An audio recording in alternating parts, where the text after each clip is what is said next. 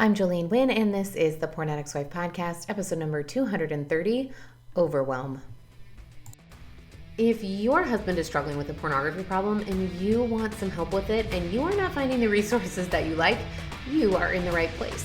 My name is Jolene Wynn. I am a certified life coach. I am an active member of the LDS faith, and I am the wife of a former porn addict. And on this podcast, I am going to share with you the tools that you need in order to start your healing journey.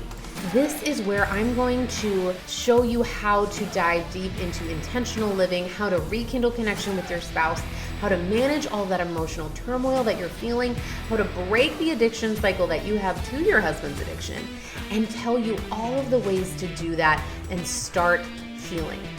I am so glad that you're here, and I can't wait to get started. Let's go. Hello, my ladies. How are you? You guys having a great day?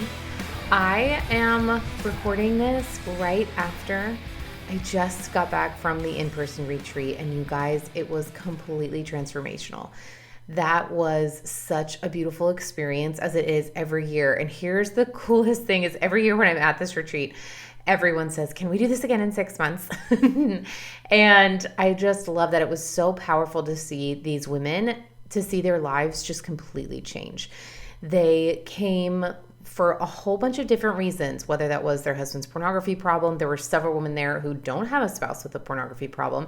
And even those who have that in common, their circumstances are still different. The details are different. And every single one of them was shocked by how much it doesn't matter, how much they were able to feel immediately comfortable, how much they were able to be vulnerable and open up.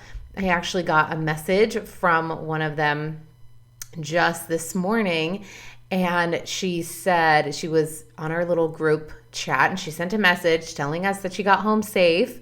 And she said that we handed out sweatshirts, and she said, I have been wearing my sweatshirt all morning, and I just want to keep wearing it to help remind me of everything and hold on to all of the things from this weekend. She said, I honestly did not believe Jolene when she said we could walk into a room full of strangers and just instantly feel seen, heard, and loved. And I totally did because of you ladies. I love you all. It was so beautiful to see every single one of them open up, to laugh, we just had the best time, and I'm just so grateful. So ladies, I want you to mark your calendars for next year. Are you guys ready? I already have the dates. Okay. It is going to be October 16th to the 19th, 2025. And I promise you, you are going to want to come. So put it on your calendar now. Don't schedule anything else over the next 12 months for that weekend. This is it. And start saving your pennies now so that you can come. Set it aside in a special fund. Put cash in an envelope in your nightstand. However you want to do that, I would love to have you there. Okay? Now, I wanted to talk about overwhelm. This is something that came up a little bit at the retreat, and it's something that's been on my mind because this week I am teaching a class about overwhelm. It's free. I will put the link in the show notes so that you guys can come.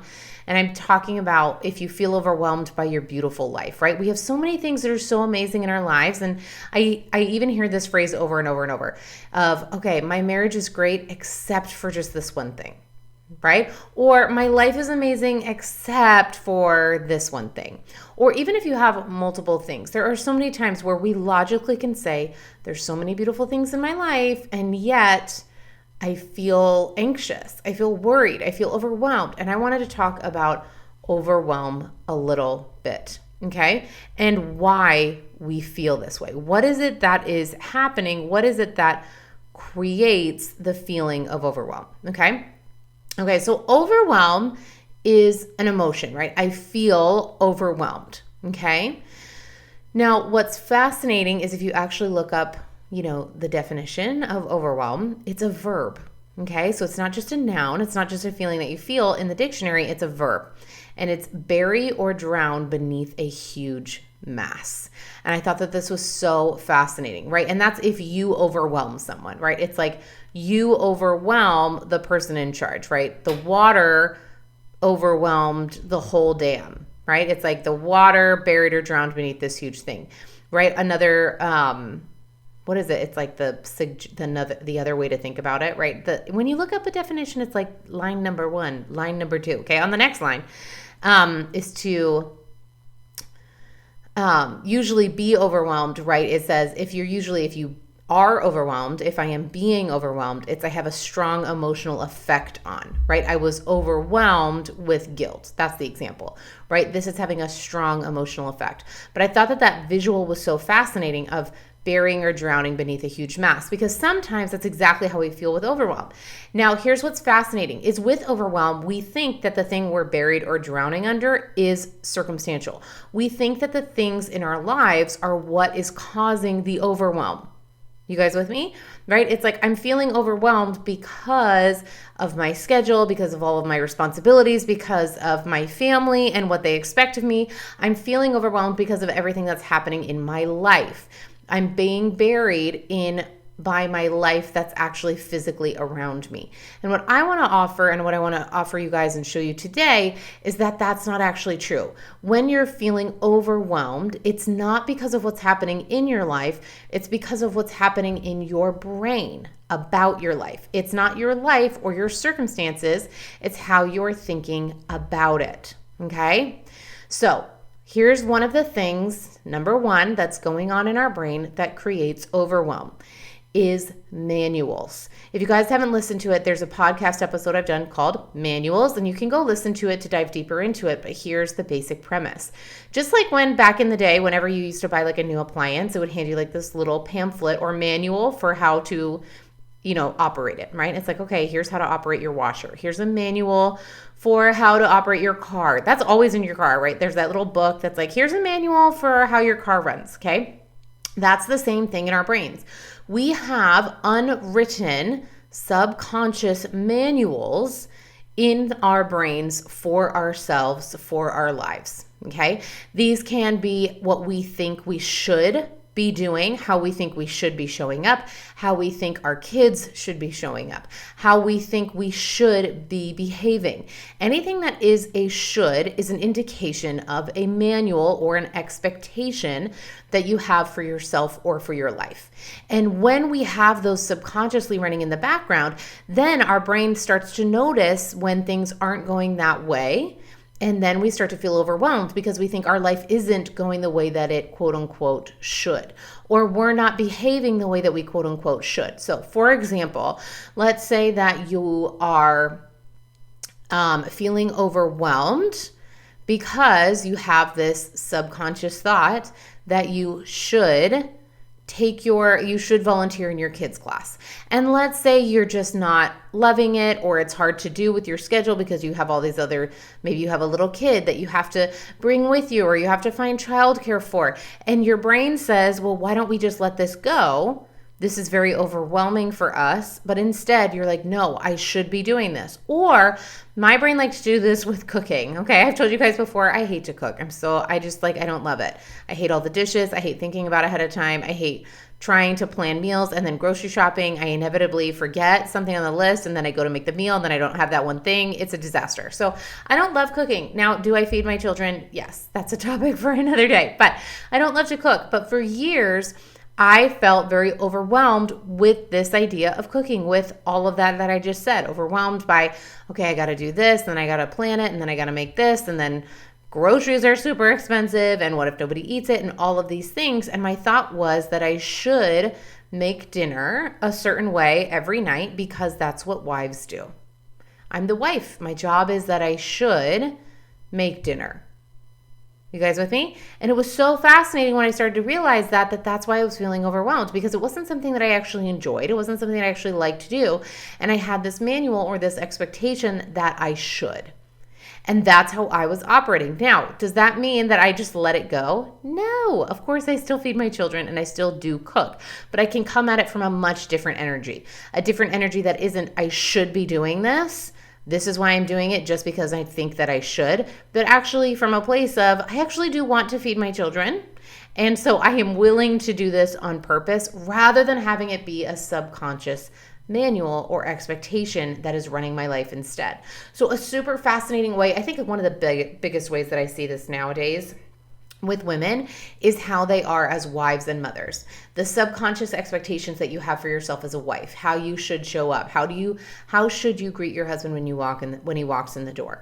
How should you respond when he asks to go out with the guys? How should you react to your children? How should you interact with them and their schooling, right? Do you think you should be the PTA president?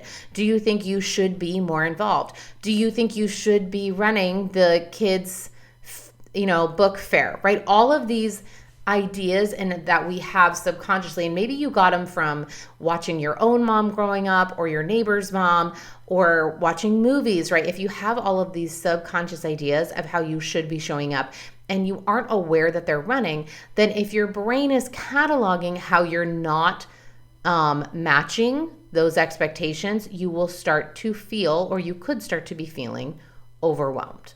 Does that make sense? It's like your brain has an expectation or a standard for you and is constantly judging you of how you're measuring up. Okay? And if you don't feel like you're measuring up, then you're going to feel overwhelmed. Like you need to do more in order to measure up, in order to meet that expectation or that manual. So again, the best way to start working through this is to start being aware, to start asking your brain and noticing where you say shoulds. Okay? And just start to question those. And are those things that you actually want to keep, or are those things that you're willing to let go of? And if you want to keep them, totally fine. But again, you can adjust the way that you come to it so that it's not an expectation or a manual or a should, but you're actually deciding on purpose. And that makes all the difference in how you feel about it. Okay? All right. Second reason why we feel overwhelmed is comparison. And this kind of goes to that manual or expectation that you have for yourself. Your brain could be comparing you to what your brain thinks you should be like. But I often see this again, especially with women, especially physically, is if you have a comparison of yourself to other women. Okay, maybe you're comparing yourself as a mother to other mothers. Maybe you're comparing yourself as a wife to other wives. Maybe you're comparing yourself to a past version of you. I see this so often with women, right? They're like, well, I used to be able to do 100 more things and now I can't. Now I'm not doing those things. And yet now it's because they've had 4 children since then, right? And our brain might be constantly comparing to the version of you that was 10 years ago, right? Or maybe your brain is comparing you physically to your past self. Maybe your brain is comparing you physically to the girl that sits next to you, the one that you see at the gym, the neighbor down the street, or your best friend.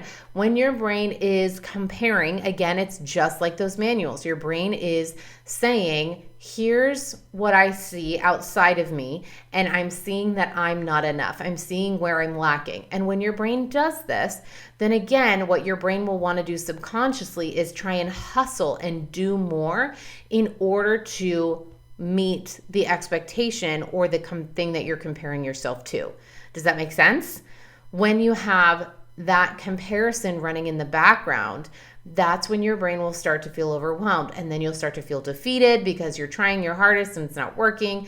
I have seen this in myself, especially in business, right? I'll compare my business and where it is. I mean, you hear all these success stories. It's kind of like losing weight overnight, which is like it's like, why was she able to lose like 100 pounds in 3 days? Like, why is it taking me 4 years?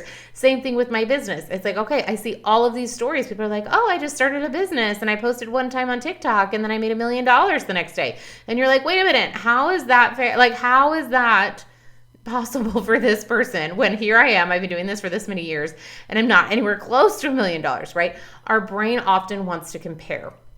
And when you get stuck in comparison, and especially when you don't notice that it's going on, then it can create a lot of overwhelm. So I want to offer that you, again, start to notice where your brain is comparing yourself to someone else, and offer that we start to let that go. And is that easier said than done? Totally. But one of the ways you can do it is just start to becoming aware of what's coming up for you, because that comparison can be adding to the overwhelm that you feel. Again, it's not that the other person exists outside of you. It's not the circumstance. It's not because your body looks the way it does. It's not because you have the number of kids you have. It's not because of all of those things. It's because of how you're thinking about it. Because your brain has these patterns of comparison. And those are 100% in your control to change if you choose. Okay. Number 3, the other reason why we feel overwhelmed is because it feels really good to feel overwhelmed. I know it sounds crazy. People are like, I would never choose to do this. Yes, you do. Your brain likes to feel overwhelmed. And here's why. Because the thing that actually creates overwhelm, right, is the way that we're thinking about things. And we actually like thinking in a spiral. We actually really like worrying because worry feels really productive. And in fact, it can feel really irresponsible not to worry. It can feel super irresponsible not to stress. I remember when I was in college, in my freshman year of college, I graduated from high school at 16. And when I went to college my freshman year, my very first semester, I chose to do a study abroad in Paris. And I did not speak French. And I did not know anybody going. And this was yes, cell phones existed, but they were so expensive and I did not have an international plan. I don't even know that very few people at the time had international phones. And so I didn't have a way to really communicate. It took a couple weeks to figure out how to communicate with my parents, except for via email. And I just went and we just didn't think a whole lot about it. And people started asking my mom, oh my gosh, are you so worried about her?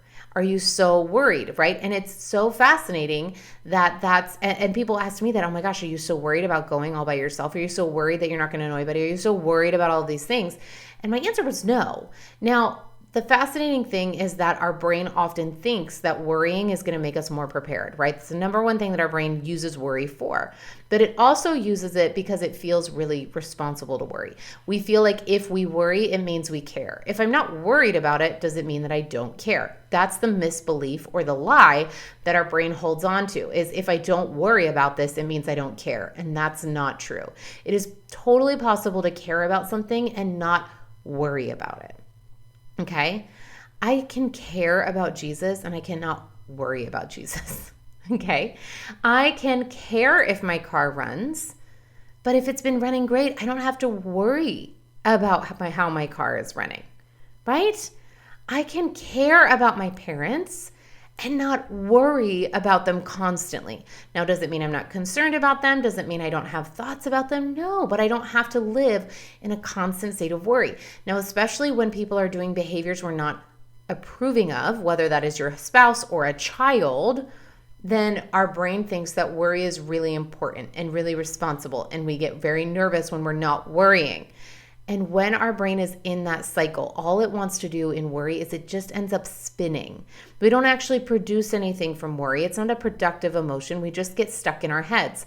And when we're stuck in our heads, that's when we start to feel overwhelmed. So if you have something that you've noticed that your brain likes to worry about, maybe it likes to worry about what you eat in a day. Maybe it likes to worry about what's happening with your kids at school. Maybe it likes to worry about what your husband's doing when you're not around. Notice what your brain likes to fixate on and start paying attention to when it brings it up, because that's what your brain is creating with that worry pattern, is adding to the overwhelm that you're feeling. Okay? All right. Okay, the next thing, I don't remember what number we're on. Are we on number 4? I'm not sure. Okay. Number 4, why you are feeling overwhelmed is because overwhelm builds. So this is what's fascinating about overwhelm, is usually there's an origin, okay? Maybe it's in that comparison. Maybe it's in that worry. Maybe it's in that manual or expectation. But when you start to feel overwhelmed and you start to notice that you feel overwhelmed, then what your brain does is it starts to create and find evidence to build the case for why you're overwhelmed. Okay, so maybe I felt a little overwhelmed with work, for example, right? My thought is like, oh my gosh, I have so much to do. I'm so overwhelmed. I don't have enough time to do it. And maybe that's where it starts. But then as long as I say, oh my gosh, I'm so overwhelmed, our brain starts to find more and more evidence to prove that true. So then my brain will start to then add on to it. Okay. And so it would say, okay, I'm starting to feel overwhelmed with work. And then someone needs an outfit cleaned for school that I didn't know. And so now here I am trying to pull stuff out of the laundry and see if I can find this special outfit that I didn't even know they needed for Spirit Week. And then the husband forgot his lunch at work. So here I am, like rushing to try and fit that into my schedule. And then all of a sudden I realized that I forgot that this kid needs to be picked up early and taken to the dentist. And then I forgot that this kid has this track practice after school and they forgot their cleats and I have to go run them to him. And our brain will start to say, this is why I feel overwhelmed. It will start to build on it. I will feel overwhelmed by all the demands on my time, by all the things I have to do, by all the other people in our lives that are incapable of handling their own selves, so we have to handle it for them.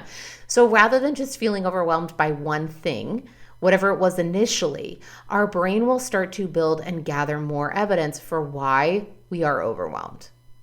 Okay, does this make sense? So it takes that confirmation bias, that reticular activating system in our brain that's so wonderful and works so well, and it starts to find evidence. If I believe I'm overwhelmed, then our brain's like, yeah, you are, and here's all the reasons why, and it'll just build.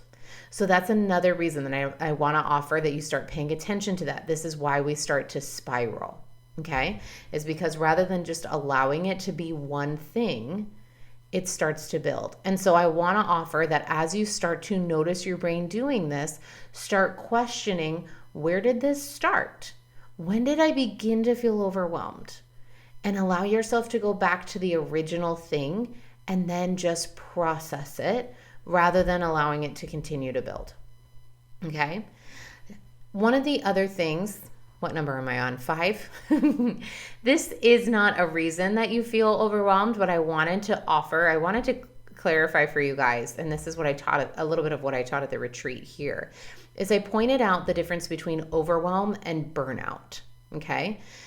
They're two different things, and often we'll use them interchangeably, but they're not, okay? Overwhelm, when you feel overwhelmed, you have nothing to show for it. Don't freak out, okay? I'm not saying you don't do anything, but when we are indulging in overwhelm, we don't produce a lot. Overwhelm is when we get stuck in our heads and we're thinking and stressing and worrying about all the things that make us feel overwhelmed, okay? Are we still actually, physically getting through the day? Probably. Like we still took the kids to school and picked them up from the bus and we still made dinner. But overwhelm is where we sit and we just feel so drowned, right? Just like we talked about at the beginning, the definition of buried and drowned. We just feel that way, but we're not actually producing a ton. Burnout, on the other hand, comes from overproducing, right? Maybe you're working 40 hours a week and then you add on being your kid's soccer coach, and then you add on that you've decided to watch your neighbor's dog for 2 weeks while they go on vacation for Thanksgiving. And then maybe you start teaching piano lessons on the side, and then maybe you start having book club at your house once a week, and you're actually producing a lot of results. Okay. If you're taking overwhelm at work, for example, or burnout at work, for example, it might be, okay, I produced, I'm feeling really burnt out because I've been working 60 hours a week and I produced, 15 podcast episodes and I wrote copy for 175 emails and I created this funnel and then I launched this Facebook ad and I've written 9 different courses and I've done that all in this amount of time. Burnout is when we're actually producing a lot of results. And so we are needing a break, okay? I'm a break physically, right? Overwhelm, on the other hand, is when we're not actually producing a lot of results. We're just stressing around what's happening in our lives. And our brain likes to think that then taking a break from the circumstances is going to be the answer. But just as we're talking on the podcast today, as you guys are noticing, and as you guys know from listening, is that it's actually all about what's going on in your head. It's about changing the patterns that are creating the overwhelm. Your overwhelm is not created by your beautiful life. Your overwhelm is not created by the number of kids you have or the responsibilities that you have. It's how you're thinking about those things. Okay? Let me give you guys an example. When I was at the retreat, I had a woman there who was talking to me about how she had this breakdown 2 years ago. And she was talking about how she was like, and I don't understand it because I have, a husband, and I have my kids, and I have a job that I love, and family members that I care about, and friends, and a church, and like all of these reasons why logically she shouldn't have responded that way. And I said, if it were true that your circumstance or your life created your feelings, then yeah, that would make sense, but they don't. It's our patterns that then create our overwhelm. And that's what we can change.